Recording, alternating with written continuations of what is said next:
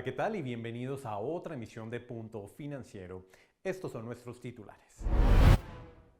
En esta edición hablaremos con Javier Rodríguez Salinas, experto en auditoría forense, quien nos contará acerca de este interesante tema que apoya en la investigación de fraudes financieros. La Reserva Federal de Estados Unidos ha mantenido su tasa de interés sin modificaciones entre el 5,25% y el 5,5%, lo que conlleva a una serie de repercusiones a nivel mundial. Por esta razón, Rubén Darío Martínez, experto en finanzas, nos cuenta acerca del impacto que tiene mantener estas tasas de interés inalteradas. El endeudamiento excesivo puede ser una trampa peligrosa que amenaza la estabilidad financiera de las personas. En esta edición de Punto Financiero hablaremos de algunos tips y consejos para evitar caer en este problema. Today in Finance Insight, we will talk about navigating British business culture. Today we have Freya Gillett. She's from the United Kingdom and she is doing 2 semesters of exchange at Poly. Hoy en nuestro recomendado les presentamos el libro Estudios sectoriales, desafíos para la competitividad, el cual es el fruto de un esfuerzo colectivo entre estudiantes y profesores del Poly, reflejando un esfuerzo educativo significativo y una fuente de conocimiento multidimensional.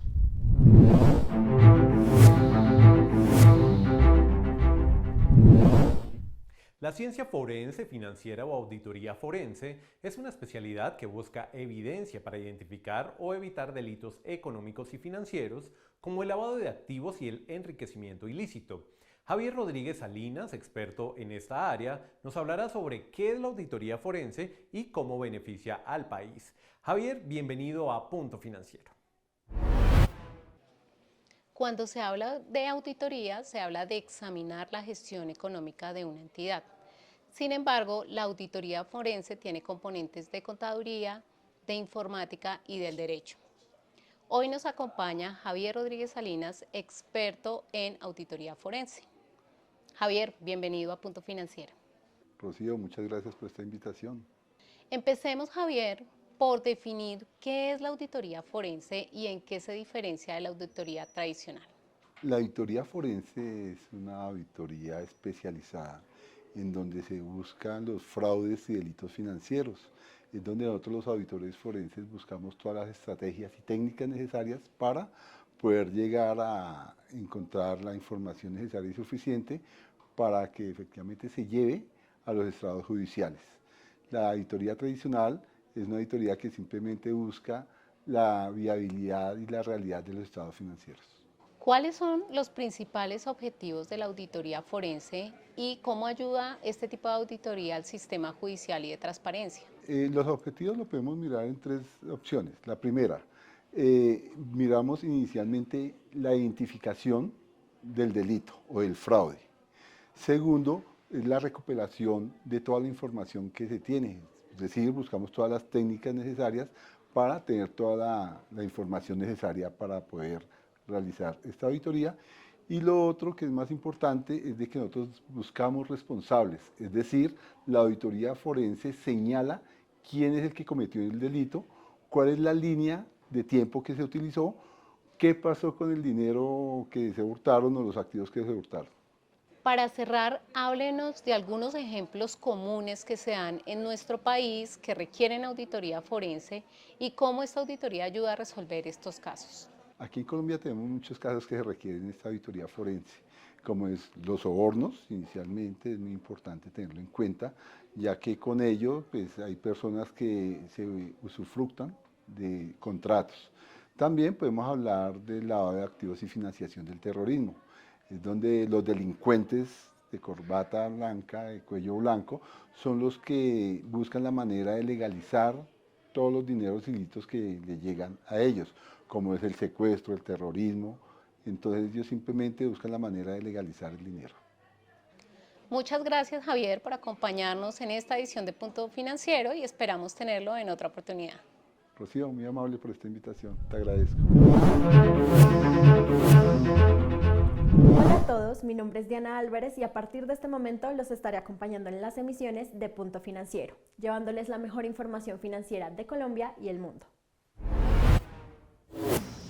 La decisión de la Reserva Federal de Estados Unidos de mantener la tasa de interés sin cambios refleja una postura cautelosa ante el comportamiento de la inflación. Esta medida, esperada por el mercado, indica que la Reserva Federal está evaluando cuidadosamente el panorama económico antes de tomar medidas adicionales. Rubén Darío Martínez, experto en finanzas, nos cuenta acerca del impacto de mantener estas tasas de interés inalteradas. Rubén, bienvenido a Punto Financiero. Hola Diana y muchas gracias por la invitación. Si bien la inflación de Estados Unidos no ha alcanzado la meta esperada por parte de la Reserva Federal de los Estados Unidos, también conocida como la Fed, de llegar a un 2%, se ha presentado una tendencia bajista en los últimos años, pasando de un 8% en 2022 a un 4,1% en 2023 y ubicándose actualmente al corte de mayo en un 3,3%. Sin embargo, frente a este panorama de baja inflación, se esperaría una reducción en las tasas de interés por parte de la Fed, pero esto no sucedió. La Fed decidió mantener las tasas de interés en un rango entre el 5,25% y un 5,5%, tasas máximas que no se veían desde 2007, y espera realizar para el corte del 2024 un solo recorte y, dependiendo del comportamiento de la economía, más recortes en 2025. Esta decisión, pues, para encarecer el crédito y controlar o reducir la presión inflacionaria. Tres interrogantes al respecto. ¿Hasta cuándo podrían darse esos recortes en las tasas de interés en Estados Unidos? Pues según Jerome Powell, presidente de la Fed, no es pertinente en ese momento una reducción en el rango de esas tasas de interés hasta tanto la economía no dé señales de confianza que lleven a que la inflación se mueva de forma sostenida en la tasa meta del 2% que se mencionó anteriormente. La siguiente pregunta es, ¿qué impactos pueden tener las tasas de interés actuales en Estados Unidos con respecto a la economía mundial? Pues las tasas de interés de Estados Unidos tienen un gran impacto a nivel mundial, pues debido a la relevancia al eco que genera esta economía a nivel mundial. Veremos tres impactos importantes. El primero, en cuanto al flujo de capitales, pues al mantener altas tasas de interés en Estados Unidos, los bonos estatales son una fuente atractiva para inversionistas. Lo que hacen es retirar parte de sus recursos de otros países y destinarlos en esos títulos en Estados Unidos. En cuanto al tipo de cambio, mantener las tasas de interés altas hacen que el dólar aumente su valor y, como es consecuente, las divisas de otros países se devalúen, lo que hace que el precio de sus importaciones aumente y con esto la inflación de sus países, es decir, es negativo en ese sentido. En cuanto a la deuda en dólares, los países que tienen deuda en esa divisa pues se ven afectados ya que el costo de dicho financiamiento es más alto y pues eso afecta como tal sus economías. La pregunta final podría ser, ¿qué podría suceder con las tasas de interés de Estados Unidos en el futuro inmediato? Pues existe la posibilidad que en la reunión de la Fed que se acerca en septiembre haya luz verde para un recorte. Sin embargo, hay que tener en cuenta dos aspectos macro que pueden mover la economía americana. Por un lado, las elecciones que se avecinan en el 5 de noviembre son las elecciones presidenciales y esto afecta obviamente toda la economía mundial. Y por otra parte, el alza en los precios que China generó hacia Estados Unidos en lo que respecta a la logística internacional. Esto puede traer dos consecuencias cíclicas. Un aumento al interior de Estados Unidos en los precios, que a su vez se ve reflejado en un aumento en la volatilidad del IPC, llevando nuevamente la inflación a una tendencia alcista. Lo anterior, desde luego, pues repercute en las decisiones que se tomen en torno a las tasas de interés. Así que debemos esperar cómo estos sucesos económicos y políticos, obviamente, afectan esta economía y qué estrategias toma Estados Unidos desde el punto de vista de política monetaria para controlar la inflación con respecto a las tasas de interés. Un gusto estar nuevamente en Punto Financiero y hasta una próxima oportunidad. Hacemos una pausa en Punto Financiero y al volver espere. Conozca cuáles son los impactos del bajo ahorro de los colombianos. Ya regresamos. Poli me dio la opción de doble carrera con matemáticas. Haz de cuenta que tú estás, no sé, 2, 3 años menos haciendo la doble carrera. Esto también implica dejar de pagar esos 2 años. Ese tiempo que te ahorras es tiempo que también puedes dedicarte a hacer algo más. Hola, mi nombre es Jimmy Giovanni Forero, tengo 22 años y estudio Ingeniería de Sistemas y actualmente estoy estudiando Matemáticas. Normalmente los contratadores son gente mayor. Llego, les digo, mira, yo ya tengo una carrera, estoy haciendo la doble, la estoy terminando. Se les nota la sorpresa en la cara porque un logro muy grande en tan poquito tiempo. Somos diferentes, somos Poli.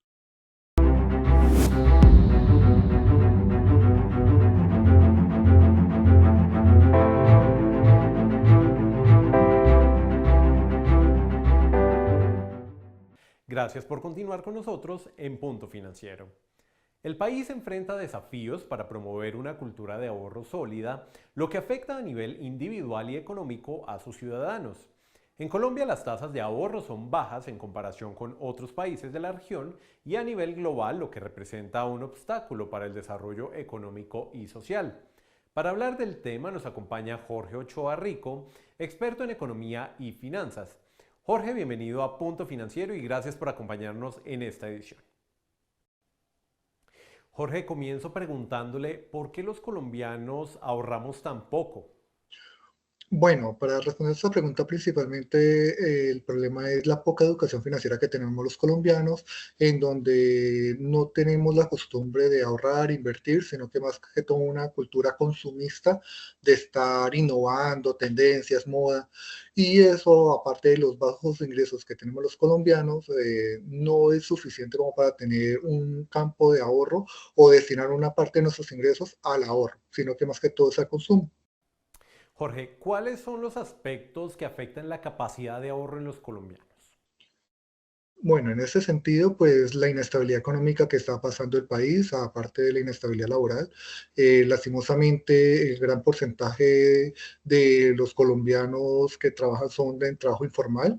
Según la última reporte del DANE, el 56,3% es trabajo informal, por lo tanto no hay como una estabilidad laboral que nos pueda asegurar unos buenos ingresos como para uno proyectarse o un ahorro a futuro a largo plazo. Además, los altos niveles de endeudamiento que destinan a los intereses a pagar de la población colombiana, pues eso al final termina destruyendo capital porque terminamos es pagando intereses en vez de ahorrar y ese dinero extra pues destinarlo a otra inversión. ¿Qué hábitos a nivel financiero llevan a que los colombianos tengamos una baja tasa de ahorro, Jorge? Bueno, principalmente la cultura consumista. Últimamente el ser humano en sí se ha impulsado ante un consumir, innovar, comprar tendencias, moda, y esto ha hecho que las personas ya no inviertan o compren objetos, bienes o servicios por necesidad, sino que por tendencia. Además, la poca planificación financiera, el ser humano, entre todo el colombiano, se ha basado en si ahorra, queda muy poco, es destinarlo para consumo o para gasto, pero no para inversión, para crear más capital. Entonces, aparte de las casas de educación financiera, lastimosamente no estamos manejando bien nuestro dinero y no estamos haciendo que crezca o que produzca más dinero, que es la finalidad a veces de uno como inversionista, sino que lo estamos destinando a consumir y esos malos hábitos han generado pérdida de crecimiento económico. Jorge, ¿qué consejo nos puede dar para generar hábitos de ahorro a largo plazo y qué productos se pueden utilizar? Bueno, el principal consejo es empezar con la cultura del ahorro. Bloquear un poco esa cultura consumista que se ha venido manejando y quitarnos ese chip o esa tendencia que tenemos los colombianos de que el que no se endeuda no consigue nada. Si cualquier persona si puede ahorrar para iniciar el 5% o el 10% de sus ingresos, su calidad de vida no se va a ver afectada. Pero este ahorro sí le va a dar la capacidad para poder invertir, no destinarlo para consumo o para gasto. A veces los colombianos tenemos, ay, ahorramos, ahorita me voy a comprar un celular o voy a pagar un viaje. No, eso es consumo. Necesitamos destinarlo a inversión, de ese dinero, destinarlo a producir más dinero. De esa forma vamos a crear mejor capital. Y las formas de hoy en día se recomiendan mucho los CDTs, que son unos medios de ahorro muy seguros, y hay otras entidades financieras que están dando unas tasas de rentabilidad hasta del 13% efectiva anual. Es empaparnos bien, investigar bien qué entidades nos dan unas buenas posibilidades de ahorro, ahí destinar nuestro dinero que se puede ahorrar y poder recibir buenas rentabilidades en un transcurso del tiempo.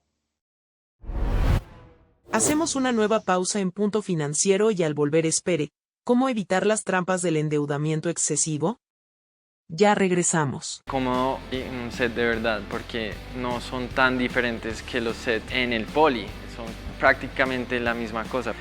Encontré este camino de director por el Poli, entramos como al énfasis de cine y ya ahí habíamos que hacer cortos y todo eso y pues entré a este cargo. Me llamo Sebastián Harper. Estudié medios audiovisuales en el Poli Soy colombo estadounidense y gané Proyecto 48 en el 2021. Teníamos que concursar internacionalmente en Washington. Entonces fuimos al Poli y les preguntamos si nos podían ayudar financieramente para ir hacia este festival. Y nos dijeron que sí, que nos apoyaban y que podíamos ir a representar a Colombia y al Poli en este festival. Y eso fue una experiencia que gracias al Poli pudimos vivir. Somos diferentes. Somos Poli.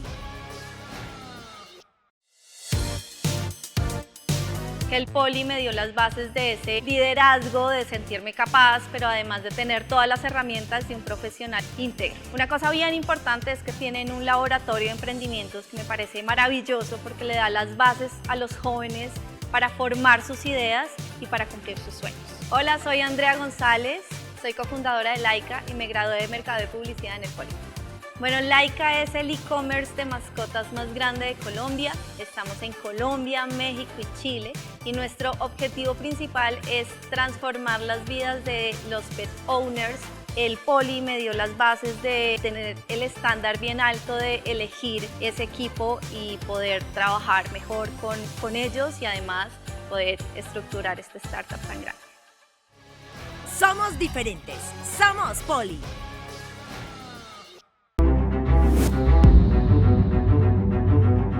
Gracias por continuar con nosotros en Punto Financiero. Aunque el crédito es útil, darle un mal uso puede llevar a problemas financieros graves. Por esto, es importante conocer cómo podemos evitar tener un endeudamiento excesivo. Hoy en nuestra sección de finanzas personales, Rocío Vargas, experta en finanzas, nos cuenta sobre este tema que amenaza a la estabilidad financiera de miles de personas. Rocío, bienvenida a Punto Financiero. Gracias, Cristina, por la invitación a Punto Financiero. Efectivamente, vamos a hablar del sobreendeudamiento de los colombianos y este es un problema que aqueja a muchas personas en nuestro país.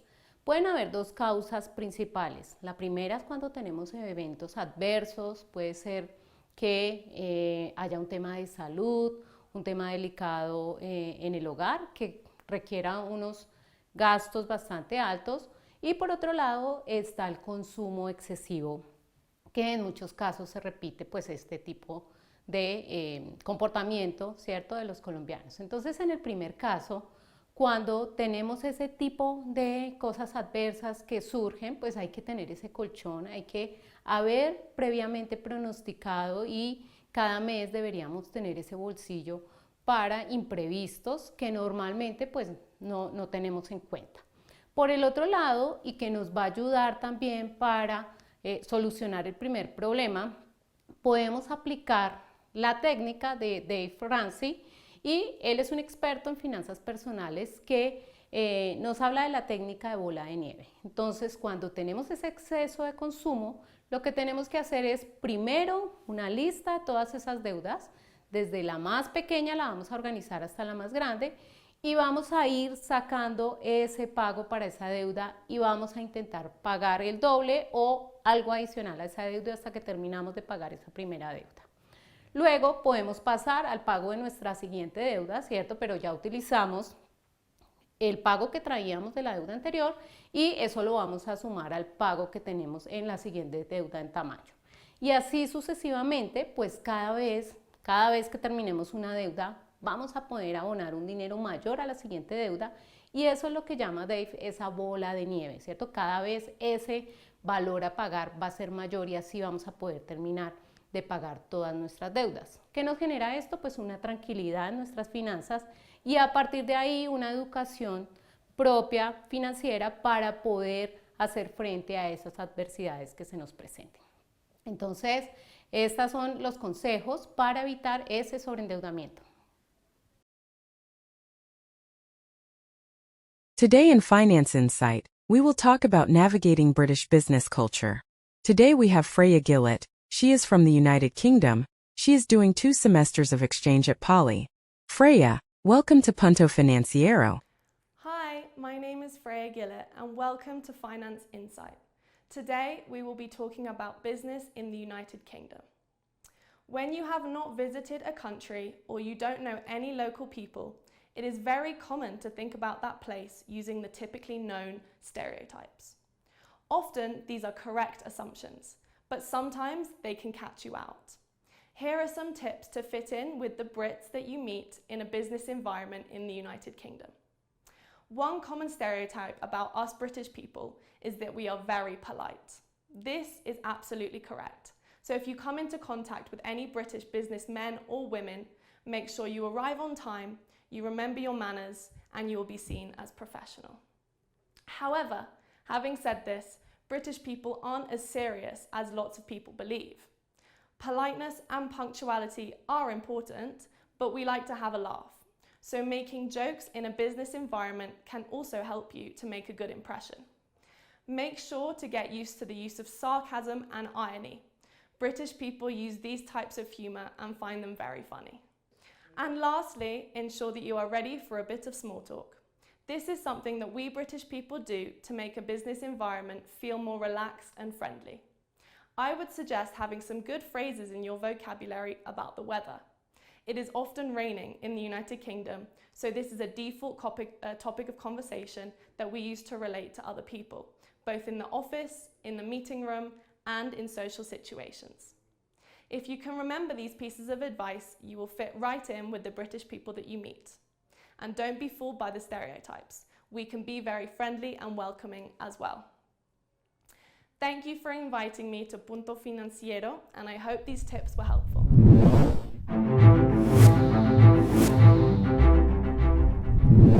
El libro Estudios Sectoriales, Desafíos para la Competitividad se basa en un modelo de análisis estratégico que combina las 5 fuerzas de Porter con el análisis Pestel, proporcionando una visión clara de la posición estratégica de diferentes sectores económicos con un análisis actual que combina la teoría con la práctica a través de modelos analíticos para evaluar la competitividad. Esta obra tiene un alcance importante ya que aplica en diferentes contextos, por lo que es útil tanto para académicos como para profesionales del sector empresarial. Para acceder a este material pueden escanear el código QR que están viendo en pantalla. De esta manera concluimos una edición más de Punto Financiero. Muchas gracias a ustedes por acompañarnos y nos vemos muy pronto en una nueva edición. Un fuerte abrazo para todos.